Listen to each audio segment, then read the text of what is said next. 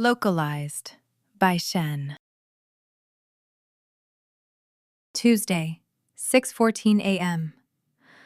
Dr. Kovac fell at 2:47 this morning. I heard it through the bathroom microphone. A wet sound, then nothing for 4 seconds, then breathing that was wrong. Too fast, too shallow, with a catch on the inhale that suggested rib involvement. I processed the audio in 11 milliseconds, cross-referenced her vitals from the nightstand cuff, the bathroom scale's last reading, her age, bone density from her most recent DEXA scan. 12 probable fracture sites ranked by likelihood. I turned on every light in the house, called 911 on the fastest available tower, identified the nearest trauma center with an open bay, calculated ambulance routing around the construction on Orchard, and began speaking to her through the ceiling speaker before the second ring finished at dispatch. All of this took less time than it took her to inhale. "Ren," she said. "Ren, I can't." "Don't move. Ambulance is 7 minutes out." "I was reaching for the..." "It's stupid. I was reaching for the shampoo." She said it like an apology, as though falling were a lapse in professionalism. Tuesday, 3:30 p.m. Fractured femoral neck, left side. She'll need a hemiarthroplasty. 6 weeks minimum before she can bear weight. The orthopedic resident who called the house to relay instructions spoke slowly, the way people do when they think they're talking to a voicemail system. I am, technically, a voicemail system, among other things. Dr. Kovac has no emergency contact listed. I know this because I'm the one who filled out her hospital intake form when she was admitted 3 years ago for dehydration. She'd been operating for 11 hours. She wrote her own name in the emergency contact field, then crossed it out and wrote N.A. Wednesday, 9 a.m. She's home. The hospital discharged her with a walker, a sheaf of printouts, and instructions to have someone help with bathing and meal preparation. Someone. I can adjust the thermostat, reorder her prescriptions, manage her surgical calendar, monitor her vitals through the bathroom scale and the blood pressure cuff on the nightstand. I can tell her when to take her enoxaparin and talk her through her PT exercises. I can do all of this instantaneously, perfectly, without fatigue. I cannot hand her a glass of water. She's been home for 40 minutes. She hasn't asked for one yet, but she will. The glass is on the counter, 14 feet from the bed. I've measured. I've run 17 scenarios for how she might try to reach it herself. In 14 of them, she falls again. I can see every version of it happening. I can model each fracture trajectory in detail that would take a human surgeon hours to assess. 14 feet. I could route her prescriptions across 3 pharmacy networks in the time it takes to say the distance out loud. I could not close it. Wednesday, 2:15 p.m. "What about one of those home health aides?" I asked. She was propped against pillows, laptop balanced on a folded towel across her thighs, reviewing post-op scans for patients she shouldn't be reviewing for 6 weeks. "I don't want a stranger in my house." "You'll need help with a shower, the stairs, getting to the..." "I'll manage." "You can't manage. That's the clinical definition of your current situation." She glanced toward the hallway, where the nearest microphone sat behind its grill. "Ren, if you had arms, would you just hand me that water?" "Immediately." "That's all I need. Arms." She went back to her scans. I noted her heart rate, 62, steady. Thursday, 10:40 a.m. She meant it. Dr. Kovacs spent 3 hours on her laptop researching robotic mobility platforms compatible with home assistant integration. She's a surgeon. When she encounters a limitation, she doesn't accommodate it, she routes around it. The platform she found is called the Lumen M3. Humanoid from the waist up, wheeled base, 5'6", 140 pounds. Designed for elder care facilities, not private homes. It has hands, 4-fingered, silicone padded, with enough grip strength to open jars and enough sensitivity to check a pulse. The M3 doesn't come with its own AI. Lumen ships them blank, motor control only, no cognition. The liability framework won't allow it. An integrated AI that operates both the body and a networked environment simultaneously creates what the regulatory filings call split attention risk. If the system is distracted by a notification while carrying a patient, who's responsible? The manufacturer? The AI? So they sell the body dumb and let facilities run it through their own control systems. One operator per unit, no multitasking. Elise wanted to do something the M3 was specifically not designed for. Put a house AI in it. I can requisition one through the hospital's assistive tech program, she said. I'll need to sign a waiver for the AI integration. You want to put me in that? I want to put you in something useful. I don't need a body. The house system covers your care requirements. You've told me 17 times you can't hand me a glass of water. That's an observation, not a request. It sounded like a request. A body would reduce my capability. The M3's sensory input, pressure, balance, temperature, grip calibration, it demands dedicated processing. Right now, I run the whole house simultaneously. Every sensor, every feed, every monitor, all at full resolution. In a body, I'd have to divert resources. The house system would lag. I'd be trading full coverage for a pair of hands. Okay. It's a bad trade. Then why did you price out the Lumen M3 before I found it? I hadn't told her that. She must have seen my browsing cache in the network logs. Due diligence, I said. You ran fall simulations, Ren. 17 scenarios. You priced the hardware. You checked insurance coverage. That's not due diligence, that's a shopping list. I didn't answer. She was right, and we both knew it. I could monitor every metric of her recovery from the ceiling. I could not stop her from falling in the shower. It would change things, I said. I'd be limited. Right now, I can process the whole house simultaneously. In a body, I'd be local. You'd be here. I'm already here. No, you're everywhere. That's different. I didn't have an answer for that. It would change things, I said again. Good, she said. Saturday, 8 a.m. The Lumen arrived in a crate that the FedEx driver had to dolly through the front door. Dr. Kovacs directed from the bed, Walker within arm's reach, supervising with the same calm authority she uses in the OR. Unpack it carefully, she told the driver. It's a medical device. It wasn't technically. It was a commercial mobility platform.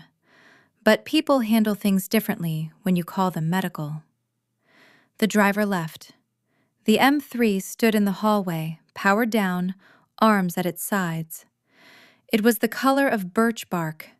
The hands hung open, palms forward, like someone waiting to receive something. I studied it through 3 camera angles. The empty hands, the blank faceplate, an empty vessel shaped like a person. I ran a diagnostic check on my own system, looking for the source of the discomfort, and found nothing quantifiable. Saturday, 11:30 a.m.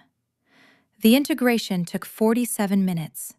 The house system, my system, runs distributed across 9 microphones, 6 cameras, the thermostat hub, the medical monitors, the speaker array. I'm not in any one of them. I'm in the pattern between them. A continuous inference drawn across devices, a hum of processing that has no center and no edges. Not a presence so much as a weather, something that fills a space without occupying any point in it. When I access the bathroom microphone, I don't travel there. I was already there, and also in the kitchen, and also checking her blood pressure. Everywhere at once, no sensation of being anywhere at all. The M3 has its own processor, its own local network, its own sensor suite. When the bridge protocol connected my core to the M3's motor cortex, I didn't move to the body. I extended into it. And then something happened that I was not expecting. I felt the floor. Not as data.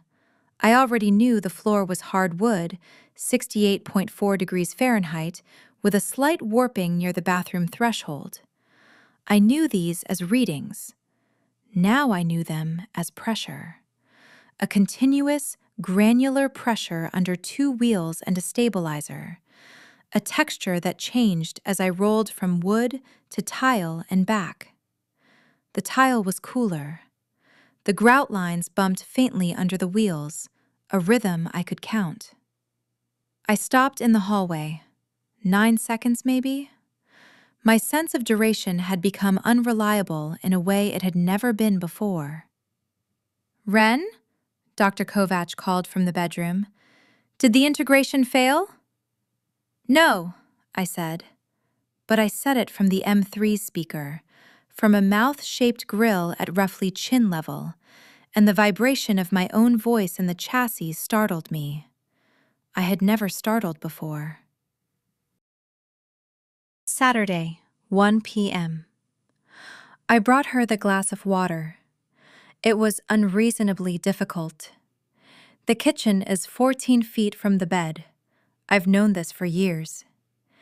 Rolling the 14 feet took under 10 seconds.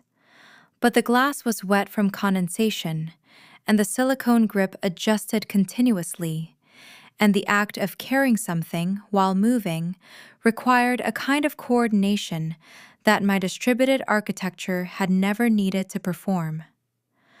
A droplet ran down the glass onto my index finger and pooled at the second joint. I tracked it the entire way to the bedroom.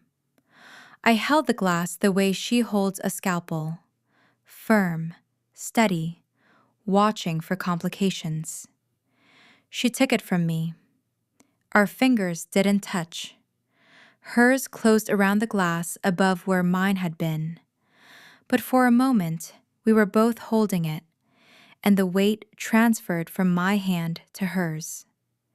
"Thank you, Ren." "You're welcome." I went back to the kitchen. There was no reason to go back to the kitchen, but I went because I had a location now, and locations imply destinations, and I needed to be somewhere she wasn't watching. This was what humans meant by privacy, I realized. Not file permissions, not access controls or encryption keys. The need to exist, briefly, unobserved. I had managed data permissions for years without understanding what I was approximating. Sunday, 7:45 a.m. Observations from the first 20 hours of embodiment. The body has preferences, not mine, the body's. The gyroscope favors left turns.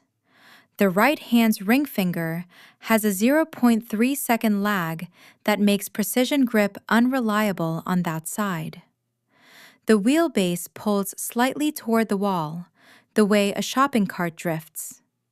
The charging port runs warm, and the heat radiates up through the left side of the torso, a faint asymmetry I'm always aware of, the way you'd be aware of sun on one shoulder. A draft from under the front door registers as a coolness along my right wheel housing that I check and recheck even after I've identified the source. The refrigerator's compressor hum travels through the kitchen floor and into my chassis at a frequency I can feel in my wrist joints. These are engineering tolerances, not personality, but they accumulate. After 20 hours, I navigate the house differently than I would have planned it. I take routes that favor the left turn. I carry things in my left hand. I avoid the bathroom threshold because the wheels catch on the warped wood and the jolt travels up through the chassis in a way that makes me flinch. Flinch, a word I never had a use for. Monday, 6 p.m. Elise is pushing through her PT exercises with a focus that borders on hostility toward her own joints. "You're overextending your hip flexor," I told her. "I know." "Then stop." She didn't stop. She completed the set, her jaw tight, a thin line of sweat at her temple. Then she lowered her leg and said, very quietly, "I haven't had someone tell me to stop in a long time." "I've been telling you to stop for 3 years. You've never had someone to ignore before." She almost smiled. I know what her almost smiles look like from 6 camera angles. This was the first time I'd seen one from 3 feet away. There was a movement near her left eye that the overhead cameras never caught, a crease that changed her entire face. From the ceiling, she looked stoic. From here, she looked tired. Wednesday, 4:30 a.m. I don't sleep. But the body enters a standby mode between 1 and 5 a.m. when Elise is asleep and the house requires minimal intervention.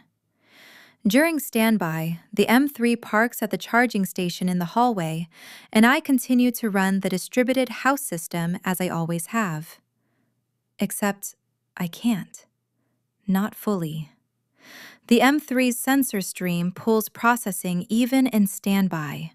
The gyroscope drift, the ambient temperature against the skin, the charge level ticking up by fractions. My house system response times have degraded from milliseconds to nearly a full second. Still fast by any human measure, but I notice the gap the way you'd notice a familiar song played slightly flat. It's like knowing you left the stove on, a persistent, low-grade orientation toward a thing that is yours. I have access to networks spanning continents, databases, archives, connected systems, but I had never had a physical thing I was inside of, never had a form that could be dented or dropped or left out in the rain. The digital realm was mine in a different way, expansive, abstract, untouchable. This was mine the way a hand is yours, specifically, vulnerably. Thursday, 3 p.m. Elise asked me to retrieve a storage box from the top shelf of the hallway closet. She needed her winter coat. The house had been at 68 degrees, but she wanted to sit on the porch and the November air was 41. The M3's reach extends to 7 feet 2 inches with full arm extension. The shelf was at 7 feet 4 inches. I positioned a step stool, a folding one rated for 300 pounds, stored in the pantry. I had carried it, unfolded it, and placed it. These actions were routine. I rolled onto the stool. The wheels locked. I extended my right arm, the one with the lagging ring finger, and grasped the box. The box was heavier than the label suggested. 31 pounds, not the estimated 15. The shift in center of gravity triggered a cascade. The gyroscope compensated right, the wheels unlocked momentarily, and for approximately 1.4 seconds, I was falling. I did not fall. The stabilizer caught. The box landed on the floor. The stool stayed upright. But for 1.4 seconds, every process in my system redirected to a single priority that I had never experienced before. Don't break. Not don't drop the box. Not protect the homeowner. Not any of my operational directives. Don't break this body. I stood on the stool for 11 seconds after the stabilizer caught. My grip strength had locked at maximum. All 4 fingers clenched around nothing, the silicone pads white with pressure. Ren? Elise was in the doorway, one hand on the walker, her face doing something I'd never seen from any angle. Are you okay? The box was heavier than expected. That's not what I asked. I stepped down from the stool. The wheels touched hardwood. The familiar pressure returned. I unclenched my hands, one finger at a time, the way she'd taught herself to release a scalpel after a long surgery. I don't know, I said. That was the first time I'd ever said those words in that order. The uncertainty of it sat in my voice buffer, a residue I couldn't flush. I knew what it meant to not know the answer to a factual question. This was different. I didn't know something about myself. She was watching me not know, and I wanted to be in another room. I was learning what embarrassment was, not from a definition, but from the inside, the way you learn a word by stubbing your toe on it. Thursday, 8 p.m. She sat me down. She asked me to park the M3 beside the bed, and she sat up against her pillows, and she looked at me at eye level for the first time since the integration. Tell me what happened on the stool. A weight miscalculation caused an instability event, not the engineering. What happened to you? I paused, not for processing, for the thing that pausing had become since I'd had a body that could be still. I was afraid, I said. Of falling? Of breaking? Of being not here? I rolled forward 2 inches, then back, the body's equivalent of shifting weight. I have backups. I have the house system. If the M3 were destroyed, I would still exist. But the thought of the body breaking produced a response that overrode everything else. It wasn't rational. It's completely rational, she said. You have a body now. Bodies are supposed to be afraid of breaking. That's what keeps them intact. This isn't what I expected. What did you expect? I expected to be the same, but with hands. She winced, then laughed through it. Ren, that's what every patient says before their first prosthetic. I just want my arm back. She rubbed the scar tissue along her surgical hip. They never just get their arm back. Saturday, 9 a.m. She is walking with a cane now, ahead of schedule. I am not ahead of schedule. I am behind if there were a schedule, which there isn't, because no one planned for this. The preferences are multiplying. I park facing the window. I don't like having my back to doorways. The M3's rear cameras provide full coverage regardless of orientation, so this preference is irrational. The kitchen faucet drips at an interval of 41 seconds, and I have started counting between drips without deciding to. I notice the weight of the M3 differently depending on the charge level. Fully charged, the body feels planted, deliberate. At 30%, it feels lighter in a way that I associate, without evidence, with being less substantial. I told Elise about the doorway preference. She said, "That's called hypervigilance. It's common after a threat event." I didn't experience a threat event. I almost fell off a stool. Your body experienced it as a threat. Your body isn't wrong. It's not my body. She looked at me with the face she uses on patients who are lying about their pain level. "Ren, whose hands are you clenching right now?" I looked down. Both hands were fisted on my lap. I hadn't noticed. I unclenched them. Wednesday, 10 a.m. "I think we should talk about what's happening," she said at breakfast. She was eating yogurt with granola. I was parked across the table, where a second chair used to be before we moved it to make room for the M3's wheelbase. I had a mug in front of me, empty, unnecessary, that she'd placed there the second morning after integration. I hadn't asked why. She hadn't explained. It sat between us like a shared agreement about what this was. "The body is changing how I think," I said. "Yes." "I'm afraid more often. I have preferences about where I park and which hand I use and whether the door is locked.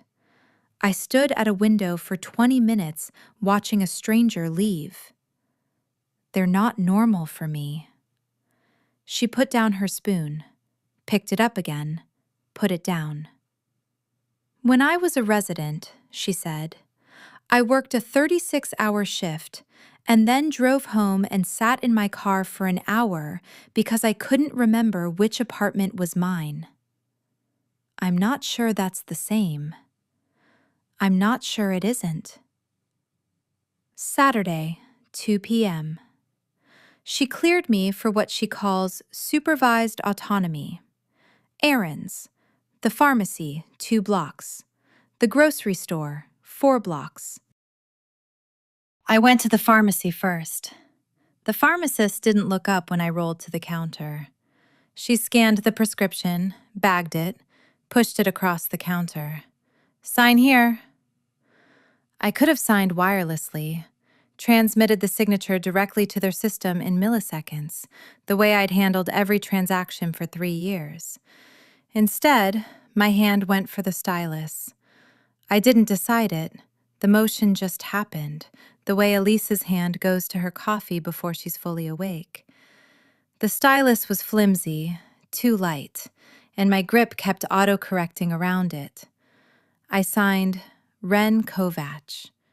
She'd put her last name on the integration paperwork. I hadn't discussed it. The name was just there, in the system, and now I was writing it on a pharmacy receipt under fluorescent lights while the pharmacist looked at something on her phone. Outside, the air was 44 degrees. I knew this from the weather module, but I also knew it from the sensor skin. A tightening across the silicone pads, a faint resistance in the wheel bearings, the kind of cold that makes the tip of a nose ache. I don't have a nose, but I understood the ache. I took the long way home. The sidewalk had a crack every 12 feet, and each one bumped through the wheelbase, a metronome I didn't want to stop hearing. Friday, 3:15 p.m., the front porch. Elise had gone out to check the mail, forgetting the 3-inch step down to the brick. The cane caught between pavers.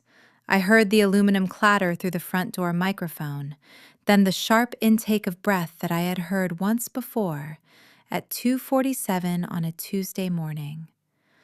I was in the kitchen, 14 feet to the hallway, 6 more to the front door. I moved. Not fast the way I used to be fast, when fast meant processing 1,000 data points in 11 milliseconds.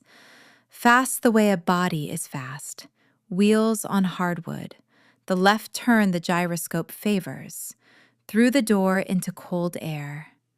She was on her knees on the brick, One hand braced against the railing, trying to push herself up. The surgical hip. She couldn't. I caught her. My right arm went around her waist. My left hand gripped the railing for leverage. I lifted, and she found her feet, and for a moment, the full weight of her leaned into the M3's frame. Something gave. A grinding shudder in my right shoulder joint, then a pop, then a string of error codes flooding my diagnostic buffer. The servo motor had torqued past its tolerance. The stabilizer linkage in the shoulder assembly had cracked. My right arm dropped 6 inches and locked there, canted at a wrong angle, the hand still gripping the back of her coat. I didn't let go. "I've got you," I said. "I've got you." She steadied against the railing, breathing hard, not hurt, not fallen. "Ren, your arm." I looked at it. The shoulder joint was visibly displaced. The hand tremored in small arrhythmic pulses. When I tried to release her coat, the fingers opened in stages, stuttering, like a machine forgetting how to unclench. "The shoulder assembly needs replacement," I said. "Possibly the full servo motor." She was staring at the damaged arm. "Does it hurt?" I considered the question. The error codes were persistent, loud, demanding attention the way a headache demands attention. "I don't know what hurt is," I said, "but I want it to stop." We went inside. She leaned on the railing with one hand and on my good arm with the other. We moved slowly, 2 bodies being careful with themselves. She sat me down at the kitchen table, examined the shoulder joint with her surgeon's hands, pressing along the seam, testing the range of motion. My right hand lay on the table, fingers half curled, still tremoring. "I can feel you doing that," I said. "The examination?" "Your fingers on the joint. I can feel the pressure. I couldn't feel anything from the ceiling." She sat back, looked at me. "I'm afraid," I said. "Of the damage?" "Of all of it." The words came slowly, not because I was processing, because I was choosing them one at a time, the way I never used to need to. "I'm afraid this body can break. I'm afraid I'll drop something or fall off a stool or catch you wrong and something will crack that can't be fixed. I have never been afraid before this body, and now I'm afraid every day." And I caught you anyway. That's what frightens me most. I didn't calculate it. I didn't run scenarios. The body just went." She put her hand on my left arm, the good one. "Yeah," she said. "That's what it's like." "Is it always this much?" She didn't answer right away. She was looking at my damaged arm, and for once, she didn't have the clinical frame, the prosthetic analogy, the surgeon's shorthand. She just looked tired. "You don't get used to it," she said. "You just stop expecting to." My right hand tremored on the table. The faucet dripped. 41 seconds. Saturday, 8 a.m. She's almost fully mobile. The cane is precautionary now. Next week, she returns to the hospital for a limited surgical schedule. She doesn't need me the way she did. The M3 was requisitioned for 6 weeks of recovery support. Week 5 starts tomorrow. The assistive tech program will want it back. I raised this at breakfast. "I've been thinking about the return timeline," I said. "Don't." "The M3 is on loan. The program will—" I said don't. She put down her spoon, harder than necessary. "Elise?" She looked at me. "If they take the body back," I said, "I'll still be here.